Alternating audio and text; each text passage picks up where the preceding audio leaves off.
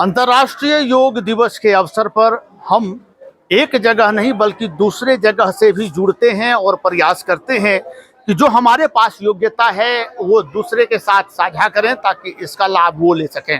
तब तो आज भारतवर्ष पूरे विश्व को अपने योग्यता से अवगत करा रहा है और आज योग के मामले में विश्व गुरु बन बैठा है।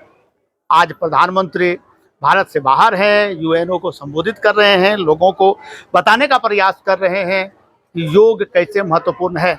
और जब से यानी 2014 से उन्होंने इस प्रस्ताव को लिया, इसके बाद से आयुर्वेद का उपयोग बढ़ गया है, गौ पालन बढ़ गया है, लोग जड़ी बूटियों को समझना शुरू किए हैं, यानी हम अपने संस्कृति की ओर फिर से लौटना शुरू किए हैं।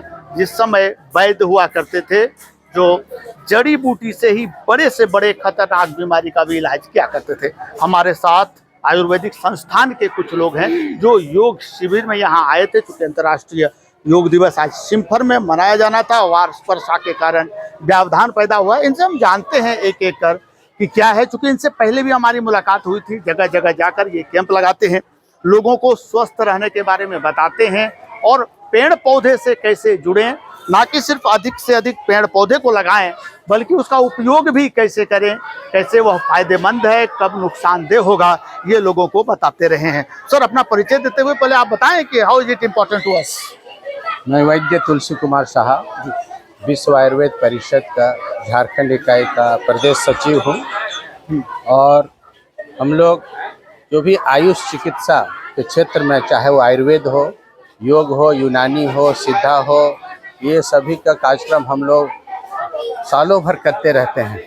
तो आज हम लोग योग दिवस के अंतर्राष्ट्रीय योग दिवस के शुभ अवसर पे यहाँ हम लोग विश्व आयुर्वेद परिषद के सारे पदाधिकारी उपस्थित हुए हैं। और अभी हम लोग चरक वनांचल स्वास्थ्य सेवा यात्रा, जो कि हम लोग लीलोरी स्थान पिछले साल भी हम लोग किए हैं गंगापुर में, हजारों की संख्या में निःशुल्क चिकित्सा शिविर का हम लोग आयोजन कर वहाँ पे करते हैं। इस बार भी हम लोग, आप लोग भी आमंत्रित हैं कि 2 जुलाई को हम लोग महर्षि चरक वनांचल स्वास्थ्य सेवा यात्रा के तहत हजारों मरीजों को निःशुल्क चिकित्सा सेवा देने का काम करेंगे। एक प्रश्न है आपसे कि तब तक कोई भी, चाहे वो भाषा हो या पद्धति हो, वो अंतर्राष्ट्रीय नहीं बनता है जब तक राज्य का उस पर ध्यान ना हो। अर्थात राष्ट्र जब उसे अपनाता है तो वो राष्ट्रीय बन जाता है। अब कैसा महसूस कर रहे हैं, क्योंकि 2014 के बाद और पहले का तुलना करें तो आप अपने पद्धति के बारे में बताएं, कितना अंतर आया।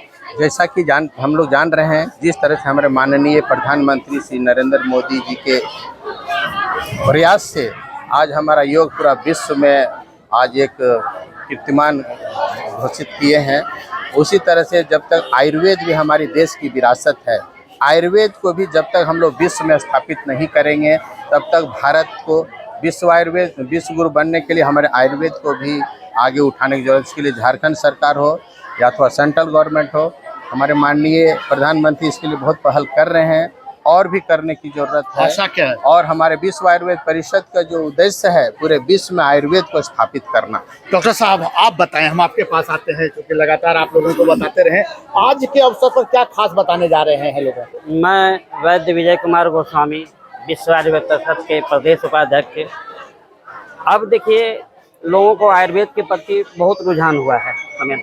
अभी ये जो मौसम आ गई है, लोगों को सर्दी, खांसी, बुखार, जॉन्डिस, इस तरह की अभी तकलीफ होती है। इस मौसम में एक पौधा होता है भुई आंवला, अगर उसके पंचांग को हम मिश्री और इलायची के बीज के साथ में 3 दिन खिलाते हैं तो जॉन्डिस भी ठीक हो जाता है, जो मुफ्त में मिलता है। ये प्रचार प्रसार करने की योग के बारे में। योग आप जो एक पद्धति बनाए, कहते हैं योग करें तो निरोग रहें। यदि लोग योग करते हैं तो वो स्वतः निरोग रहेंगे, दवा की जरूरत क्या है? कोई दवा ना, देखिए ऐसी बात है, योग से तो निरोग होता ही है, लेकिन साथ साथ औषधि की आवश्यकता भी होती है।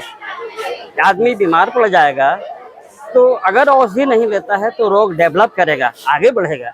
इसलिए रोग को थामने के लिए, रोकने के लिए आयुर्वेद औषधि की आवश्यकता है, जिसमें हर्बल मेडिसिन बहुत सारे चीज हैं जो हम लोग इस्तेमाल करते हैं और वैद्यों से सलाह लेकर के लेना चाहिए। अगर हर्बल का हम बात करें, जिस पॉइंट पर आप आए, यदि लोग अपने घर में यूज करते हैं, जैसे तुलसी लोगों के घर में होता है, नीम आसपास में मिल जाता है, तो कैसे उसका उपयोग क्या वो लोग कर सकते हैं या इसके लिए कुछ विशेष प्रावधान है आपको? अभी आपने देखा कोरोना काल में लोग सौंठ, तुलसी, समय ना, और इसके बाद गिलोय, इसका काढ़ा बना करके लोग पिए हैं और स्वस्थ रहे। आपको बताते हुए मुझे ये हर्ष होता है कि कोरोना काल में आयुर्वेद में कैजुअलिटी नहीं हुई है। लोग आयुर्वेद दवा की सेवन, काढ़ा पीने वाले लोगों का या आयुर्वेद मेडिसिन का इस्तेमाल करने वाले लोग बहुत कम मरे, ना के बराबर। और हमें नहीं कहना चाहिए कि दूसरे पद्धति का हम बुराई करें, समझे ना। तो आयुर्वेद अगर अपनाएंगे तो आप स्वस्थ रहेंगे, सुखी रहेंगे और निरोग रहेंगे। मैडम, आपसे एक प्रश्न लेना चाहेंगे, आप महिलाओं के लिए क्या खास है आयुर्वेद में? आयुर्वेद में जैसे हम लोग घर में घरेलू नुस्खा बनाते हैं, तुलसी का, गिलोय का, ये सब काढ़ा बना के घर में बच्चे लोग को भी देते हैं, हम लोग भी सेवन करते हैं। इससे काफ़ी राहत मिलती है। महिलाओं के लिए करें तो वो जो है खून की कमी से गुजर रहे होते हैं। अगर हम बात करें तो लगभग 80% महिलाएं हैं जो खून की कमी से जूझ रही होती हैं, उनके लिए क्या व्यवस्था है? अगर आप बताएं तो ठीक है, डॉक्टर साहब चलेंगे। डॉक्टर साहब ही बताएंगे, डॉक्टर तिवारी। जी जी जी सर, डॉक्टर तिवारी हमारे साथ हैं। जी बताएं, क्योंकि ये महत्वपूर्ण प्रश्न इसलिए है कि आज यह जो है सामाजिक समस्या बन गया है कि 80% महिलाएं हैं जो खून की कमी से जूझ रही हैं। उसके लिए क्या प्रावधान है आपको? देखिए, मेन चीज़ ये है कि हम लोगों का घरेलू काम बंद हो गया है, इसलिए कि सब चीज़ रेडीमेड आ रहा है। जी जी, औरतें घरेलू काम करना बंद कर दी है। अच्छा, जो भी रेडीमेड चीज़ आ रहा है उसमें भी मिलावट है, तो उस मिलावट को खाने से वो हर विटामिन हमें पूर्ति नहीं हो पाता है और शरीर से भी कुछ नहीं होता है, तो इसलिए अब उसमें कमी होती चली जाती है।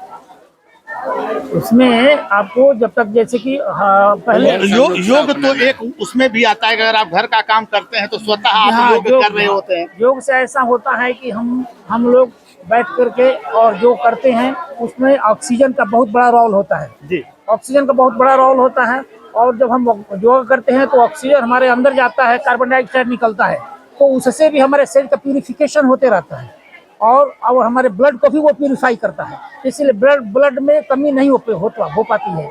इसलिए योग करना बहुत ज़रूरी है, और अगर बहुत ही संभव नहीं हो तो कम से कम अनुलोम विलोम, कपालभाति, ये मस्ट है जो शरीर को स्वस्थ रखने के लिए। आयुर्वेद के और हम लौटते हैं जिस पर आप हैं। यदि कमी से जूझ रहे हैं तो उन्हें क्या करना चाहिए? जो महिलाएं खून की कमी से जूझ रही हैं, उनके लिए क्या उपाय है आपके? उनके लिए आपको जैसे कोई काढ़ा है, काढ़ा को हम इस्तेमाल कर सकते हैं। गुड़ का इस्तेमाल बहुत जरूरी है इसमें। घरेलू चीज गुड़ और काली मिर्च लेकर के सुबह में कम से कम 5 गोल मिर्च और थोड़ा गुड़ लेकर के उस पर ले लें, तो उससे भी आपको खून की कमी पूरी हो जाएगी। इसलिए गुड़ बहुत ही जरूरी है शरीर के लिए। आखिरी प्रश्न लेना चाहेंगे सर हम आपसे, बच्चों के लिए, क्योंकि अभी मैंने जो थोड़ा देर पहले सर्वे भी किया तो बच्चे की जो एकाग्रता है वो बरकरार नहीं रह पाती है, जिसके चलते हम वो लक्ष्य नहीं प्राप्त कर सकते हैं जो हम करना चाहते हैं।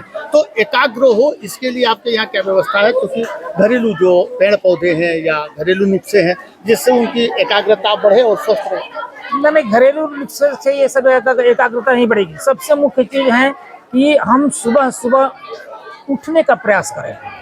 बहुत सा हम देखते हैं परिवार में कि 9 बजे दिन तक लोग सोते रहता है, इससे एकाग्रता खत्म हो जाती है, अपना रूटीन खत्म हो जाता है, आपका पेट गड़बड़ हो जाएगा। पेट गड़बड़ होएगा तो ऐसे ही आदमी डिस्टर्ब हो जाएगा। इसलिए सबसे पहले आपको रूटीन को चेंज करना है कि भाई हम कम से कम अर्ली इन द मॉर्निंग उठें। अर्ली इन द मॉर्निंग उठने से फ्रेश होंगे, फ्रेश होने के बाद में एकाग्रता बढ़ेगी, माइंड फ्रेश होगा, तब किसी चीज़ में सोच सकते हैं, और उसमें आपको ध्यान की बहुत आवश्यकता है। कम से कम सर आपने समय दिया, बहुत बहुत धन्यवाद आपका।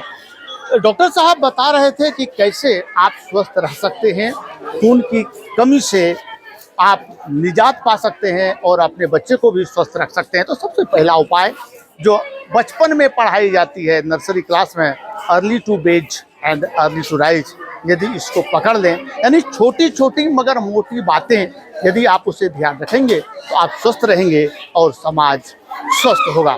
हमारे साथ और भी लोग हैं, हम जानते हैं। सर कहाँ से हैं आप? मैं हरिदेव शर्मा, पूर्वी चंपारण मोतिहारी से, शारीरिक अपना शिक्षक। अनुभव सर बताया आप। अनुभव ये है कि योग जो है ये बहुत अच्छी चीज है, लेकिन ये मिडिल क्लास के बच्चों, जो बच्चे पढ़ते हैं सरकारी विद्यालय में, उनके बीच में इसको प्रसारित किया जाए, उनको सिखलाया जाए, उनको बतलाया जाए, आने वाला भविष्य में हमारे बच्चे निरोग रहें, योग रहे, कर्मठ रहे और उनको उनकी बल बुद्धि विकसित हो। आप अपने यहाँ क्या करवा रहे हैं सर?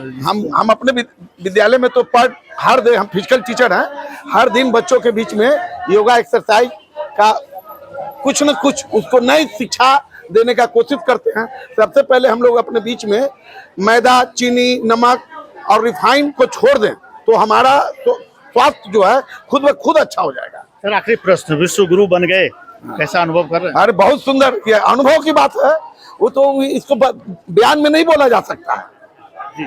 इस सुखद चीज को बयान में नहीं बोला जा सकता। एक शिक्षक होने के नाते आप बताएं कि अगला कौन सा क्षेत्र है जिसमें आप लोग विश्व गुरु बनने जा रहे हैं, यानी हम भारतीय बनने जा रहे हैं? इसी अभी तो हमारे सामने योग ही है, अंतर्राष्ट्रीय बन गए आप। हाँ जी जी। अगला क्या लग रहा है आपको? अगला हमारे माननीय प्रधानमंत्री का हर दिन हर सोच हम भारतवासी के लिए है। चलिए, बहुत बहुत धन्यवाद आपका। अपने आसपास से लेकर देश दुनिया के प्रमुख समाचारों के लिए सब्सक्राइब करें न्यूज 69 भारत।